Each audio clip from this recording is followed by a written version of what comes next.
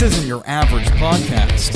But then again, David Sobel isn't your typical business and finance attorney. For your consideration and appreciation, get ready to get serious. It's the Proven Resources Get Serious podcast with attorney and author David Sobel.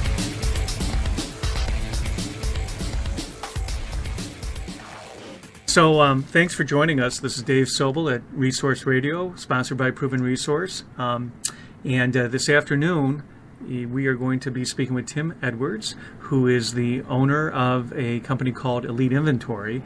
And I asked him to join us because as a real estate attorney, when I hear, I deal with issues related to property damage, property issues. A lot of people might think, well, that's an insurance attorney, but I can assure you that when you have claims, sometimes there's issues related to who owns the real estate, the titling of the real estate, leases, existing leases, etc. So, real estate attorneys are involved a lot of times when we have issues regarding property damage or property claims. So, Tim, say hi. Don't be shy. Good afternoon. Thanks, Dave, for having me. No problem. So, Tim, it was so intriguing when you were telling me about the type of work that you do. You own this company. It's called Elite Inventory. Yes. Tell the good folks at home what this is about. Sure. What we do is we provide personal property documentation. We come into people's homes and document what they own from standpoints of digital pictures, recording model numbers, serial numbers off their major and minor appliances throughout the home. And we said it's almost like our portfolio looks like a tour of the home. We start at the front door and we walk through the home. We're taking digital pictures of panoramic pictures of each room, individual pictures of each item, writing them down, describing them, giving them a good description. So if you saw them in a picture, you knew that description goes with that item. Okay. And it's really all for personal property protection in case of a fire or theft or something of that nature. You have the documentation to go into a claim quickly, efficiently, and get you the money back that you've lost. So you told me a really great story, but before it was about the bras or the brassieres, which I thought was a fascinating story. But how did you get into this? I mean, did that happen to you, and that's why you have an interest? Actually, I've been in materials management in the automotive world for years. Okay. And I was sitting at home one day, and I read something on this online, and I sat there and paused and looked around my basement in my office, and I thought to myself, well, if I had a fire, there was a big screen TV in the corner. There was a stereo system, and I'm like, "What's your address?" And we'll go and collect it now. Exactly. and I'm sitting there and I'm thinking about it. Well, if I had a fire today, I don't have a picture of that TV. I don't have a picture of that stereo.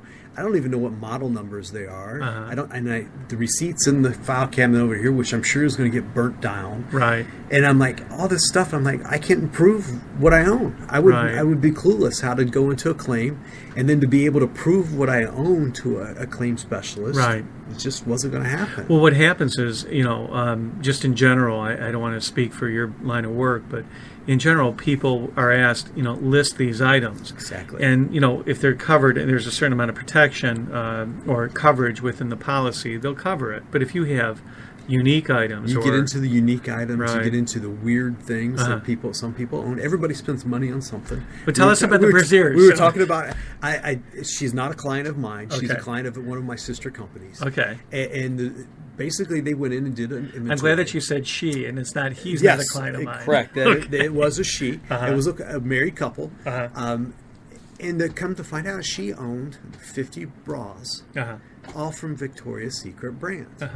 And when you sit down and you think, well, that's maybe weird, maybe not weird for a woman to have that many, but to have that many from Victoria's Secret. And then you look at the cost associated to a Victoria's Secret. An average bra is about $50. Right.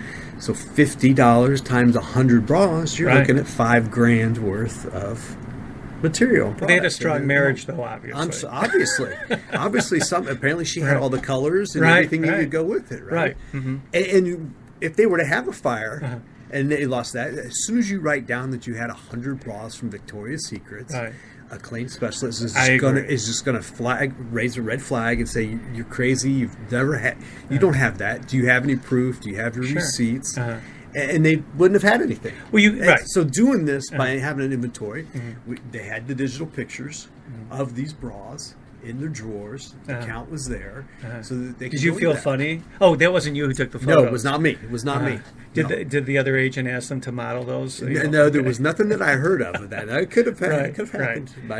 I mean, but so that's really unique. But I mean, it's very not unique, so very specific. Right. It's a unique item. It's not unheard of though that people have collections. And, Yeah, there's plenty of people out there who have high-end business suits, Right. have leather coats, have furs. How many women do you know that own 100 pair of shoes? Oh yeah, Things yeah. things of all that type of stuff. When Uh-huh. you go to try to claim that in a fire or theft or reason, it's just not going to work. So when you were sitting and you were looking at your, big screen TV and stuff, this sparked an idea for you. It sparked or- an idea because I did some research. Nobody in Southwest or Southeast Michigan. Actually, there was only a couple people in all of Michigan even doing something like this. And it kind of sparked my interest. I sat on the idea for about 2 years. Went back to, this was at the end of 2008 when everybody was sitting at home. And I went back to work and I sat on the idea for a couple years. Every couple months, I'm like, man, I kept looking, doing some searches. Nobody's doing anything like this. And finally, I met a couple out of Indianapolis, Mike and Cindy Hartman, and they were selling business packages across the country to basically a business in a box. So Elite Inventory is a licensee of Nationwide Inventory Professionals. Okay. There's about 8 of us across the country now. Okay.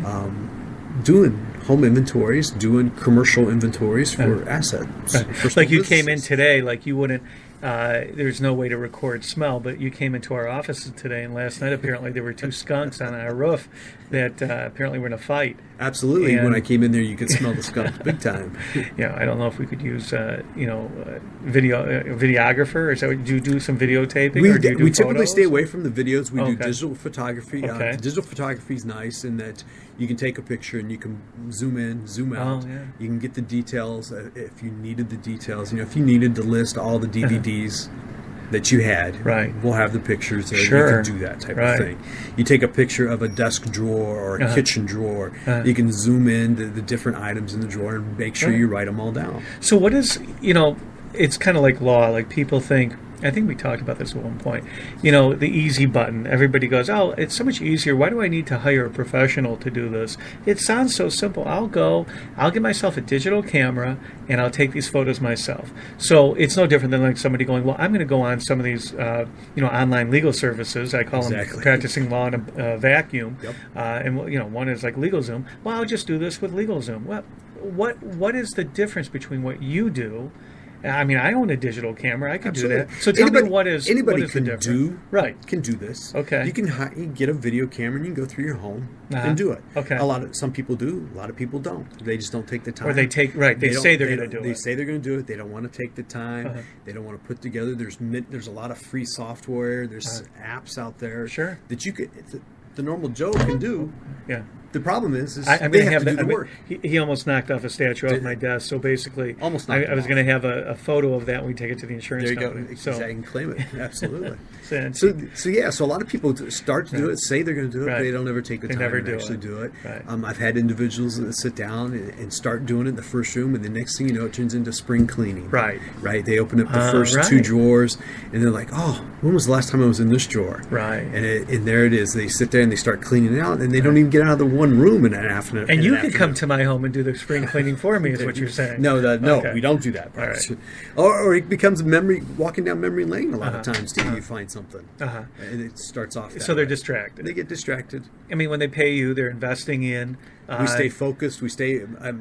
How long do you stay? Typically, I can cover by myself about 600 to 800 square feet by myself. For Depending what, on- in a day? In a day. Oh, wow. Per hour. Oh, per hour. Okay. Now, a lot of that depends upon the kind of personal property they Right. have. You get into somebody who has a lot of collections, a lot of knick-knack items where there's a lot of details. Yeah. It can take a lot longer to do. Uh-huh. Sometimes, depending on the situation, my wife comes with me, and the 2 of us tackle it, and we can go faster that way. It's really you're a local business. We are a local taking business. care of local people. We will go wherever our clients need us to go. Uh-huh. If they have a vacation home, up in Traverse City, we'll take time and make arrangements to go do that. Sure, and then go to the beach. But go to the beach, go to Florida, wherever our clients need us to go, we'll go. What's really interesting, and this isn't the first time, obviously, I asked you to join me today because I think it's so important. I'm a big believer in precaution, exercising caution and being prepared. One of the things that we talked about, which was interesting to me, is how do I know that when you come in my house and I give you, basically the lay of the land, say, here you go, Tim, take care of this. How do I know that you're not going to walk out?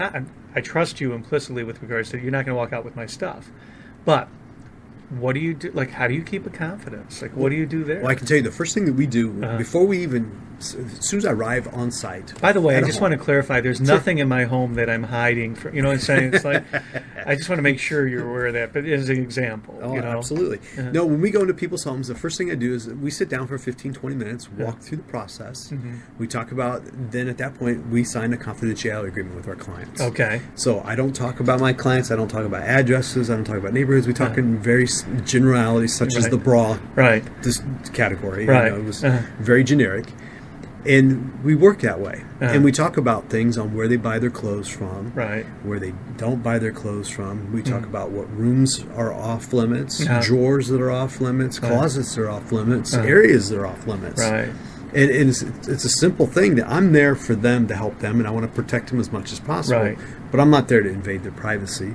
It's their home. I only do what they tell me to do. So what do you do after that? Like, what you log this information? Tell me a little bit about what we do process. Is once we get all the information written down into a form, we take it back to the office and we create a portfolio. Okay. And it's basically a very detailed description list of room by room.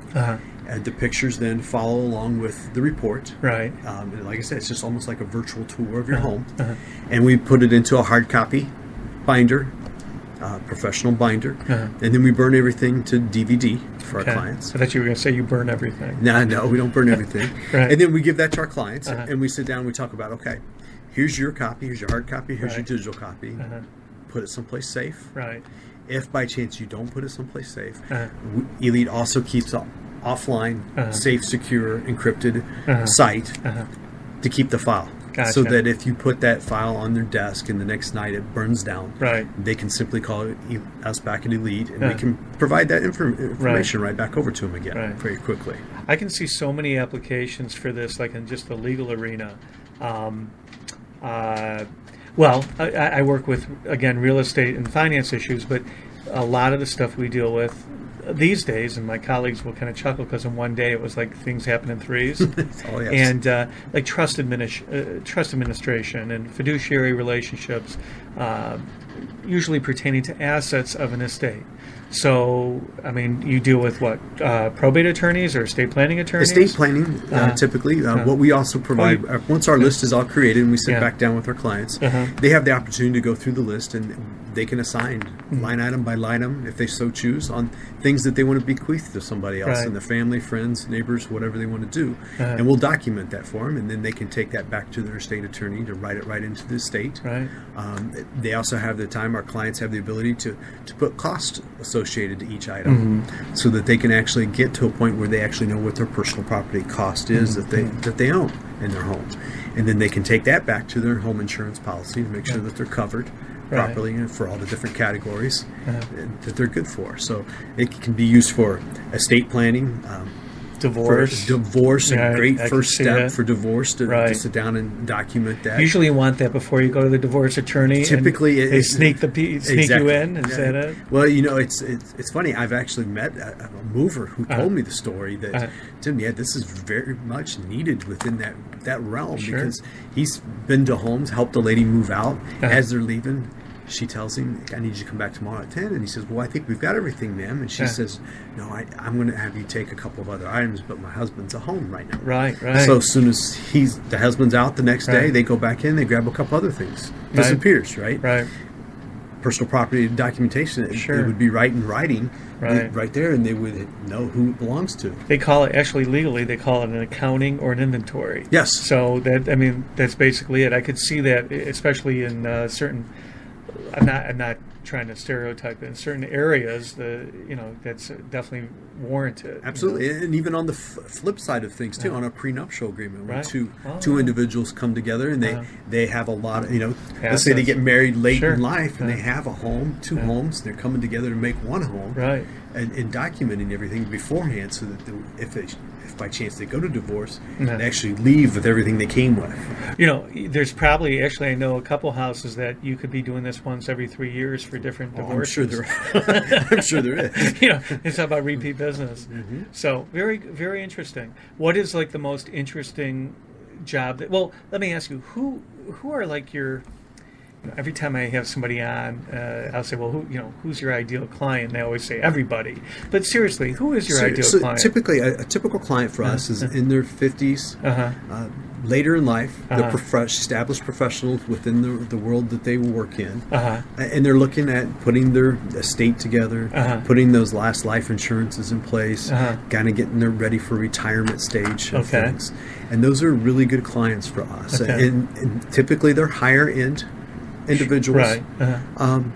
But our pricing is structured that I can make an argument for a gentleman who works at a stamping plant making $50,000. It depends really what they're trying to secure. What they're trying to secure and how much they have to protect. Right.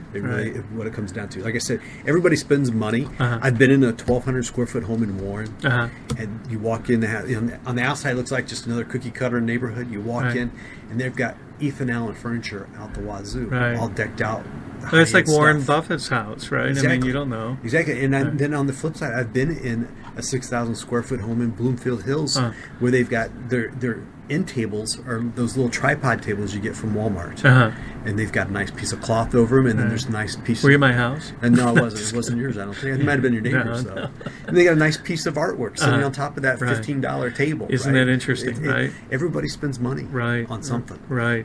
Individuals that have guns. Right. I mean, a lot of people who have a large gun collection, they don't know the model numbers and serial numbers of all that stuff.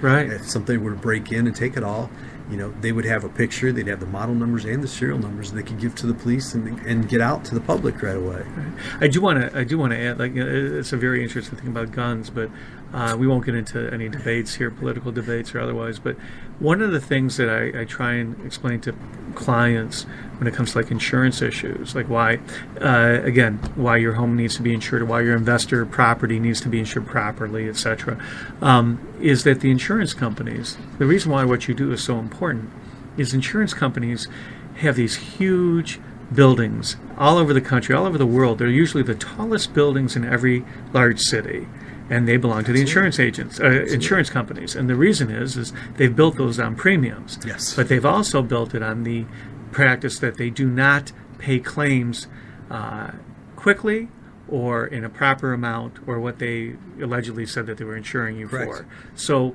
this is such a needed service for so many people who have a decent amount of assets that they want to preserve and document. I don't know, in my generation, I don't know how you could document people who collect, let's say, records. I have friends who have huge record collections. Absolutely. Those are unique. I don't know how the insurance clauses cover that. It might be a collection that has to have its own rider. But nonetheless, it's still insurable. Absolutely. And so how do you document that? And that would be something that you would take photos of each album cover, let's say. As long as us, as well as doing home inventories, we'll come in on an hourly basis and do collections for individuals, whether it's a record collection or art collection, and we'll just simply focus on those things and put a nice inventory together for them. Right. So you drive all over the place? We will drive wherever needed.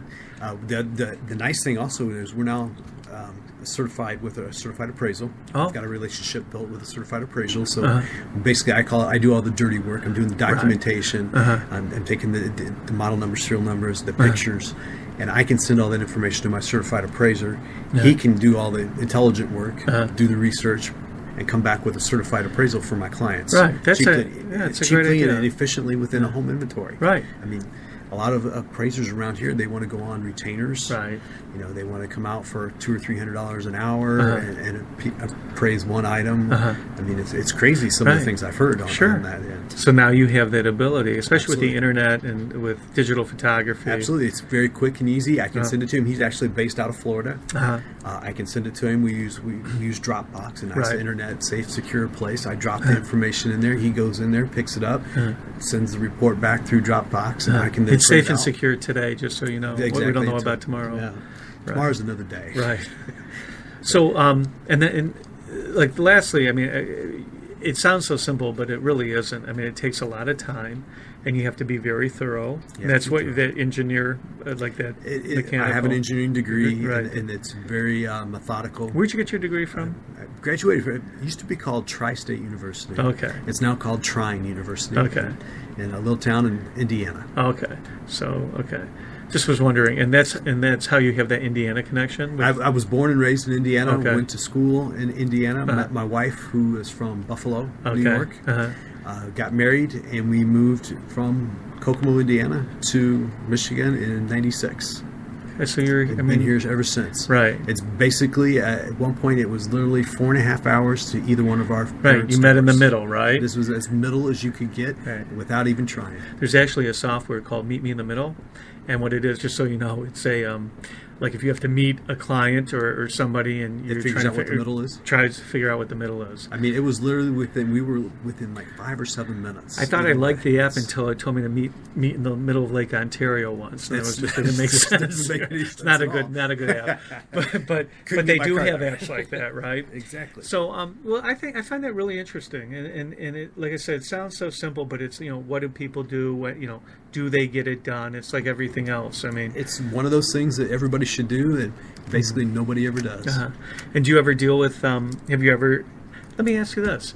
Okay, it seems like in this area, because you're in Michigan, you would have a lot of people, let's say, who leave their homes for a couple months out of the year. Snowbirds. So snowbirds, an area that's a great place for us. Absolutely, because once again, when you leave your home for 2 or 3 months, and you're gone for 3 months, do you remember what you left, where, and when in your home? Have you ever had any of your work needing to be recalled in the sense that, hey, Tim, none of my clients have had a loss. Have had to use anything. Not as of yet. No. Well, that's well. The whole idea is it's all insurance unto itself, right? Exactly. Yeah. Nobody's ever had it. How about for businesses? What do you do for businesses? Have you ever done that? For small businesses are basically the same thing. We start at the front door and we document what their assets are. You're talking about anything that's really not on a schedule.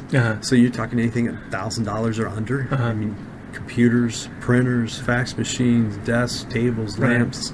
I see you're looking like scoping my office. I'm scoping your whole office. Right. File cabinets, anything. Right. Everything is part of the business. If you're going to sell it, you're going to sell the major equipment that you got documented, that you got on your schedules. But there's a whole bunch of other stuff that's really part of the business that they don't have to document. And actually, just from a legal perspective, again, if you're a tenant of a building, and you don't have your, you might think, well, the building is insured. Well, the building may be insured, but you as a tenant and your items that you have in your, let's say your store or in your office, you're required, usually under a lease, to have your own insurance. Absolutely. But a lot of people, a lot of smaller businesses, you'll find that they don't realize that they're supposed to have it. They may know they are supposed to have it at the time that they sign the lease, but then they don't do it. Right. And then when there's an issue or a problem, they're like, well, wait a minute, I have my landlord has this insurance. Well, it doesn't apply to them. It doesn't cover them. Absolutely. So, and here's the weird thing about that is if you're in it like your complex here where you have a lot of small businesses together. Yeah, we're lighting fires every day here. Exactly. You don't know what the guy next door is doing. Right. He may have a Bunsen burner cooking hot dogs on it I mean, now. you have no idea. If you're at near a restaurant or something like that. Exactly. I mean, even in a small manufacturing site where you're sharing buildings and cubes or even little suites, you don't really know.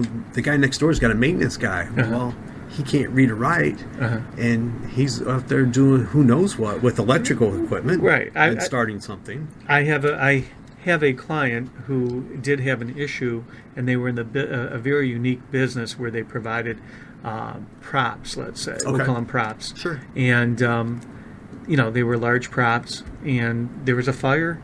And then there was water damage, of course, afterwards, because after you put out the fire, you got water damage. Absolutely. And it took him about a year and a half to straighten everything out with his insurance underwriter, because they don't want to pay. No, and he had photos. Fortunately, the type of work he's in, people take photos. But then what happens? You got to go and locate those places. Yes. Yes. We do something. It's very interesting, and we talked about this as well. Based on your business, you go into people's homes and you document their assets. So we have a program. I think I shared it with you. It's called Everplan. Yes. And I'm not here to plug it, but it's the same idea. People have their important documents, their insurance documents, their auto documents, most importantly, their estate planning documents.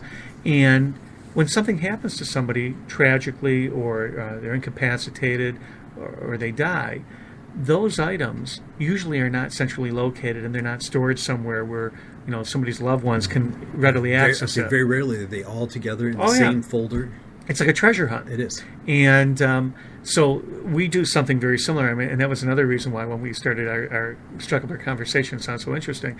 And our stuff is all online. Those people can upload their own items through a proven resource Everplan. But it's the same idea.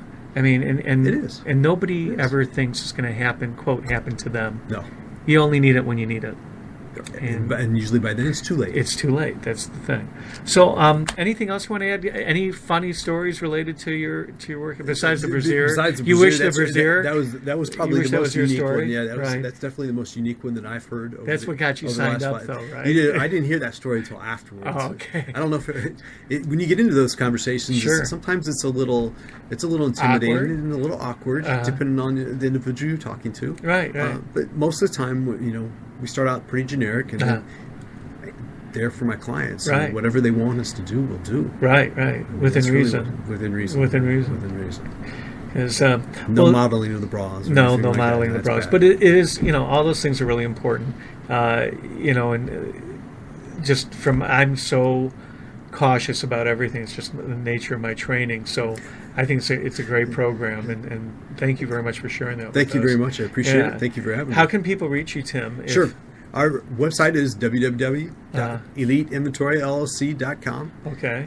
My email is tim@eliteinventoryllc.com. People like to call. Absolutely. And the phone number is 248-860-1086. Okay. And so are you in an office, or you have I actually work out of my home. Oh, okay. So then...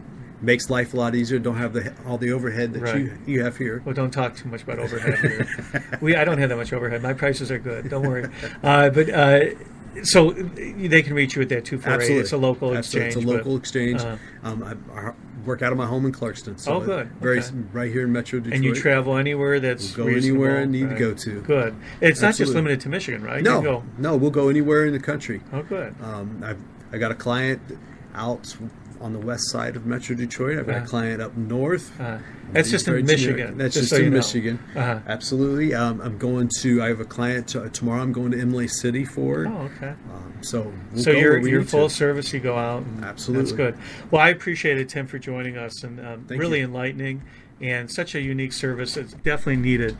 And with that, I'm going to thank you again, and then also let our audience know that they can, if they need to get in touch with Tim and don't want to go on the internet, they can always call me as well at my office here at Proven Resource, and our phone number is 888-789-1715. You can reach us at provenresource.com, and you can also go on info@provenresource.com if you need to reach us. But thanks for joining us at Resource Radio, and we try and do this every 2 times a month. We have really good people, good entrepreneurs out there who are making a difference. So again, have a great afternoon, and Tim, thanks for joining us. Thank you for having me. And we'll talk to you later. Take care. Bye-bye. Thanks so much for listening to the Proven Resources Get Serious podcast with attorney and author David Sobel. We'll catch you on the next episode.